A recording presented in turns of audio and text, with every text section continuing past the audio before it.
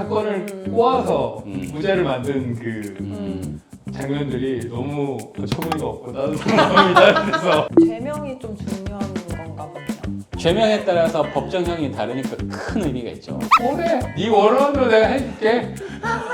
오늘도 저렇게 말 많이 하잖아. 근데 너무 친절하지 않아요? 예쁘잖아. 프로시큐터의 어떤 프로듀서가 아니고요. 프로듀스 101. 예. 안녕하세요. 장유준 변호사입니다. 9화에서는 의사의 도덕적, 윤리적 이유에 따른 진료 거부가 주요 소재였는데요. 현실에서도 꽤 논란이 될 수 있는 문제입니다. 이번 회차 두 분은 어떻게 보셨는지 궁금한데요. 변호사님 어떻게 좀 보셨나요? 굉장히 흥미진진. 네, 좀 좋아하실 네. 주제다라는 너무- 생각했어요. 너무 생각할 점도 많고 제가 좀 좋아할 것 같았어요. 구하는 김택 변호사님. 굉장히 재밌게 잘 봤어요. 어떤 게 제일 재밌었어요? 그 마지막에 가면 이제 모든 사람들이 조금씩 이렇게 사건을 꼬아서 무죄를 만든 그 장면들이 너무 어처구니가 없고 나도 마음이 따뜻해서 저게 된다고?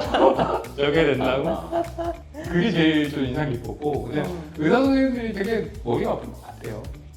변호사는 사실 마음에 안 들면 안 하면 되잖아요. 그렇죠. 히포크라테스 선언 이런 게 있어서 네. 진료 거부가 사실상 좀 어떤 종류면은 좀 사임을 고려까지 하게 되는 상황이 있으세요? 저는 사실 사건이 악랄하거나 막 이렇게 나빠서 이래서 사임하고 싶은 마음이 들었던 적은 솔직히 없고요.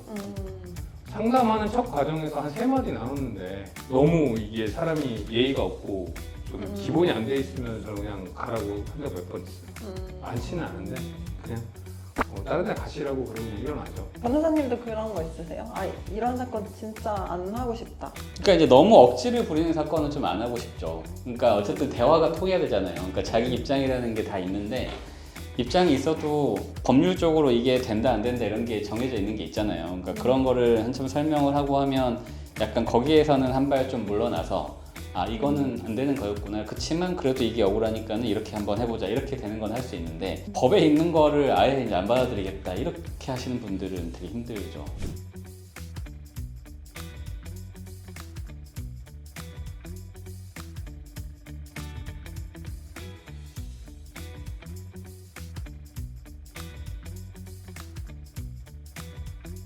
검찰에도 의견서를 많이 제출을 할까요? 그래서 검찰에 많이 많이 내죠. 내죠.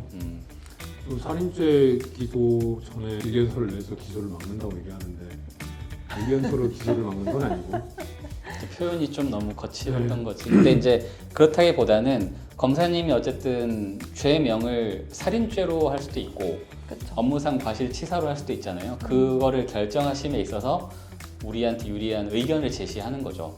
이런 점에서 비춰봤을 때 고의는 없어서 살인죄 기소는 좀 무리로 보인다. 그럼 이제 검사님도 사실 기소를 했다가 무죄가 나오면 안 좋잖아요. 그러니까 이제 그런 경우는 설득력 있으면 죄명을 이제 의유를 하실 때 고민하시는 거죠. 죄명이 좀 중요한 건가 보네요. 죄명에 따라서 법정형이 다르니까 큰 의미가 있죠. 아까 말한 대로 우리 특수상해 이런 거 이야기할 때는 특수상해가 벌금형이 없잖아요. 근데 특수가 빠지고 그냥 상해죄 이렇게 되면 벌금형이 있으니까 벌금으로 처벌될 수 있는 사람이 벌금 못 받을 수도 있으면 엄청나게 큰 차이가 있는 거잖아요. 어떤 죄로 기소하느냐에 따라서 적용법자가 달라지고 적용법자가 달라지면 형량이 달라지니까 대부분의 이런 경우에는 살인을 주의적으로 하고 예비적으로 업무상 과실치사 해갖고 기소를 하는 경우가 90% 정도 되겠죠. 왜냐면 검사님도 리스크. 검사도 리스크가 있으니까 그냥은 못할 거고 그냥 업무상 과실치사와 살인은 그 축소된 죄명으로 인정이 안 되기 때문에 예비적으로 만약에 업무상 과실치사로 기소 안 하고 살인죄로만 했는데 무죄. 갑자기 과실이 인정된다 그러면 무죄해야 되잖아요. 그러니까 검사님도 예비적으로 업무상 과실치사를 올려놓는 거죠. 이런 게 사실은 그래서 간혹 가다가 살인죄로 기소를 했는데 그게 의도한 경우가 좀 있어요. 살인은 좀 이해가 극단적이긴 한데 권사님이 이거 무죄 받을 것 같은데 예비 죄명 안 집어넣고 그냥 기소해버려서 무죄 만드는 경우가 가끔 있잖아요. 예.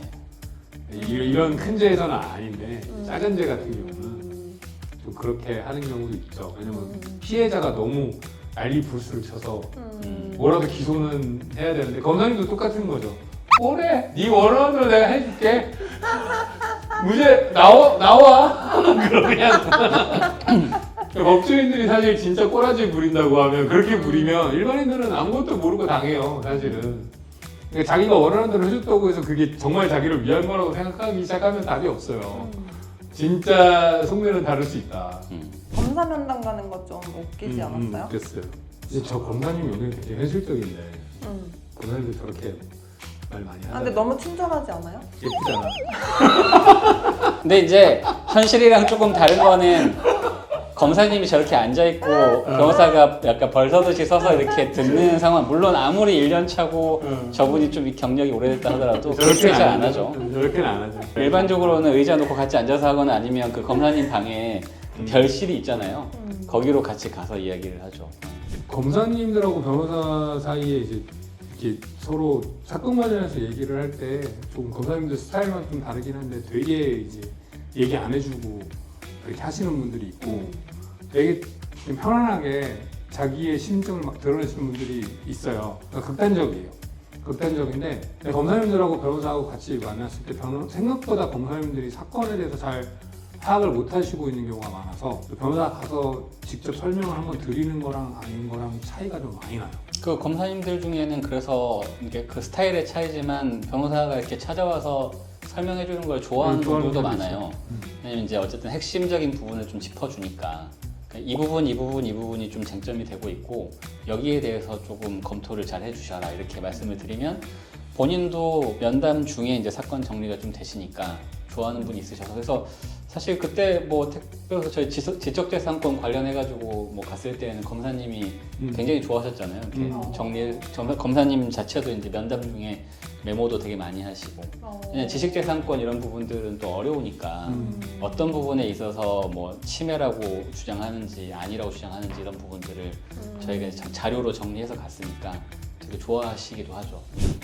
건프로가 뭐예요? 프로 몰라요? 네. 검사님들은 서로 프로라고 불러요. 권프로, 장프로, 진짜요? 김프로 이렇게. 프로시큐터의 프로듀서가 아니고요. 프로듀스 101. 예. 검사가 아니어도 그 옛날 그 판사님이나 검사님들은 프로라고 많이 불러주고 그랬어요. 우리 법무관 할 때도 아직은 뭐 검사도 아니고 변호사도 아니고 아무것도 아니지만 만나시면 김프로 요즘 어떻게 지내? 이렇게 다 물어보셨었어요.